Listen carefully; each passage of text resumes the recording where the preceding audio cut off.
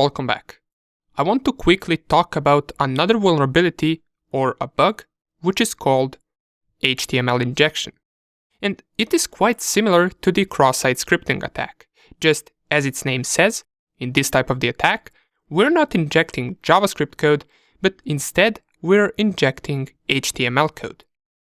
And you might say that that is not really dangerous. However, even though that is correct, HTML injection is still a bug that you should be searching for.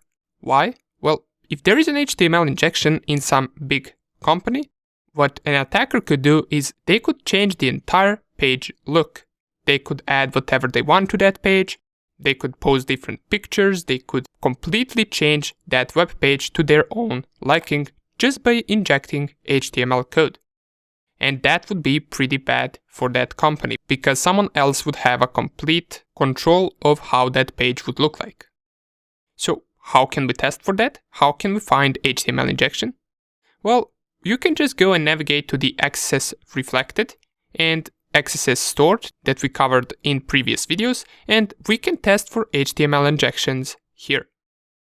So usually what you want to test is different HTML tags such as h1, h2 or different header tags just to see whether your input will be interpreted as HTML code. So let's give it a try. Everything is on low, and if I go right here and just type h1, which is an HTML tag for header size 1, and I type test, close the HTML tag by typing these arrows and then closed h1, I click on submit, and we can see it does indeed interpret our input as an HTML code. If we were to type, for example, h2 or h3 and then test once again, this would be smaller size, which is a good enough indication that there is an HTML injection on this page.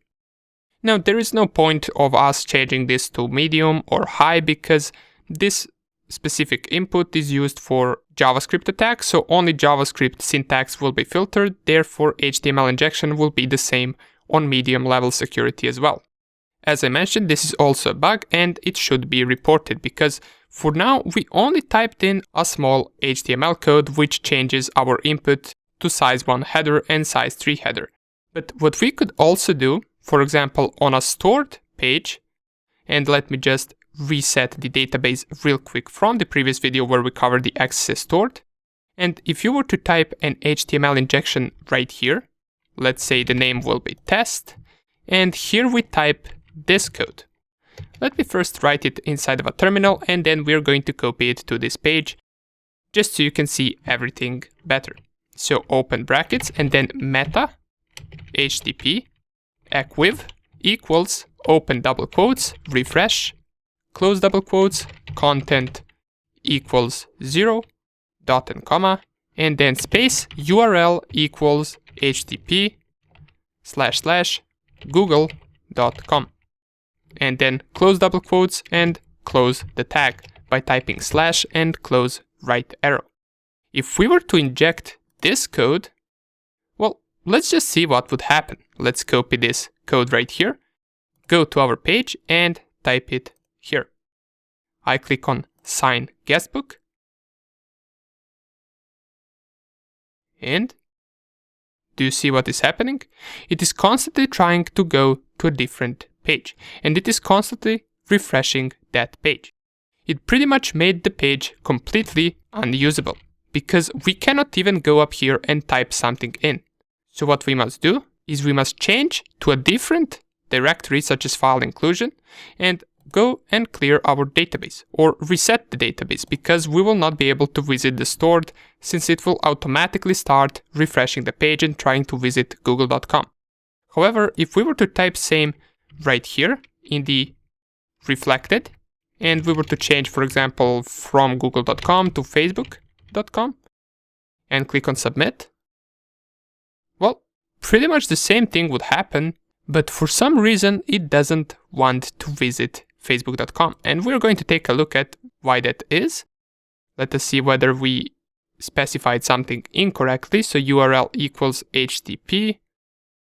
Okay, so I've tested it out and for some reason it doesn't seem to work on Kali Linux browser, but if I go to my Windows 10 machine and I visit the Metasploitable page, and right here I copy the same code that we just sent in our Kali Linux, just we copy it and try it from our Windows 10 machine. I just change the URL to be bing.com, paste it right here, and click on submit. Well, now it fully redirects our access reflected input and the entire page to this bing.com website.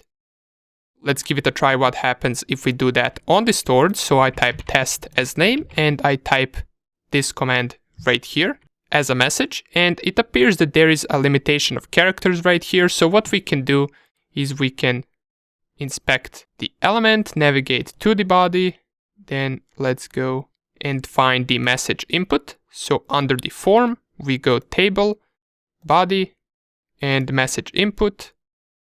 We check right here. It says that the max length is 50. So what I can do is I can type 500. And now if I go and try to copy this, so I will just delete all of this, paste the code and click sign guestbook. Well, now it actually redirects. So you will see that even when I try to go back and I go, for example, to brute force and again on access stored, it will just load bing.com.